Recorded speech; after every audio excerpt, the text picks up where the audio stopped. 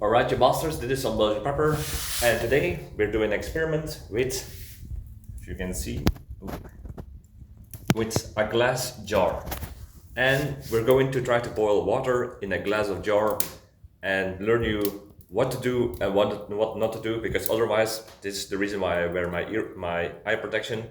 You will get either hot water splashing around in your face and your eyes. You don't want that in a survival scenario. And also exploding glass with shards flying around.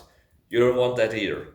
So if you are, for example, stranded in the wilderness or whatever you are, and you don't have a metal cup or something similar to boil water in, to purify it, to cook, and that kind of stuff, then you will have to rely on what you will find. And in this case, a glass jar, or you can use glass bottle, whatever you got, whatever you find. But there are some nuances you need to know about, otherwise you will be in danger.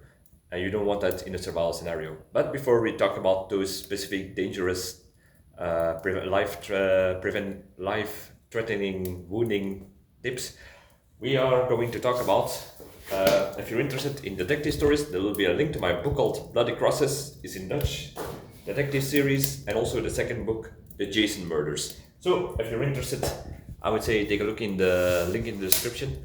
All right, so what do we need? What first do we need to know about glass jars? What is the temperature that they will explode or break or start to crack? It entirely depends on what kind of glass you got. If it's usually you will not find fire resistance glass, which can get to heat about 250 degrees Celsius. No, we are talking about what the everyday glass you find, the everyday glass that people throw away. Like in this case, it is a jam jar. And these are usually can take temperatures between 100 and 120 degrees before they start to crack. Also depends on what kind of jam glass you got. Sometimes some have a smaller, thinner glass wand, and others have more thicker ones. So those are all factors you need to take into account.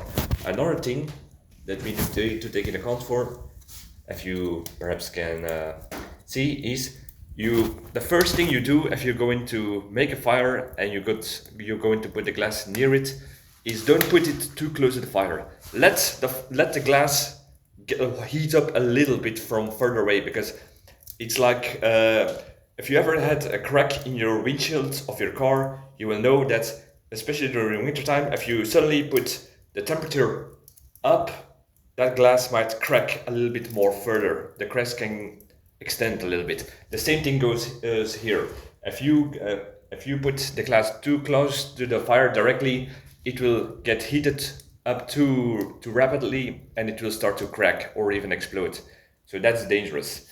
Another thing I would say is start to put the glass gradually closer to the fire, or embed it in remains of the coals that it can heat up well like that. I'm going to put it close to the fire as a test. So I gradually push the glass jar closer.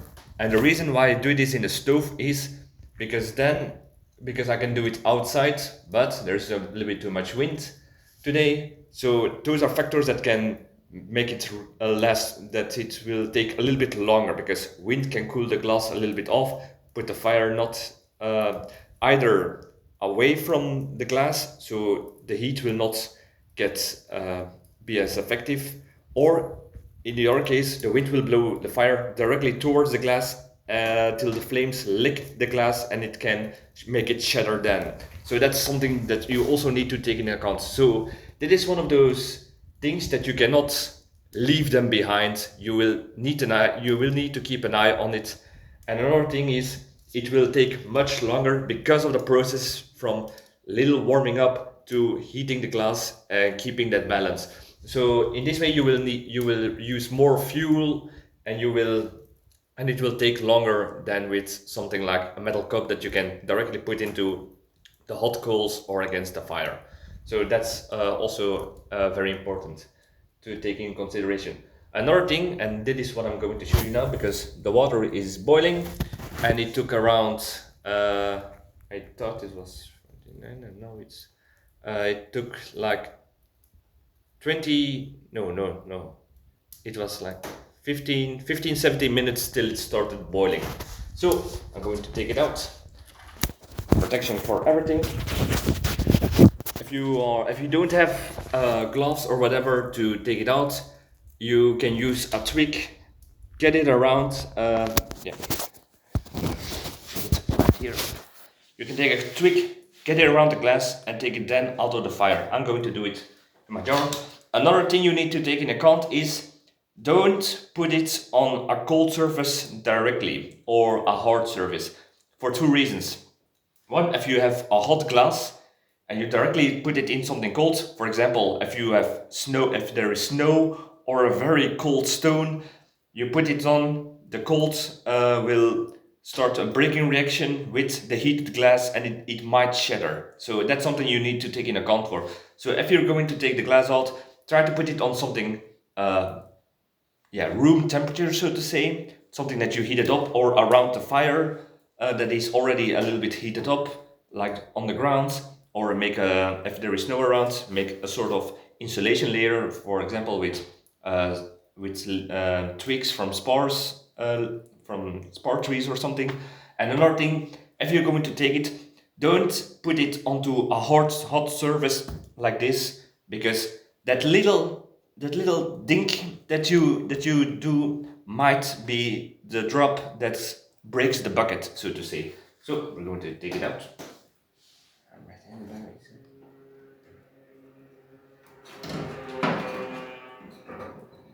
Very carefully, not to gonna put it on this.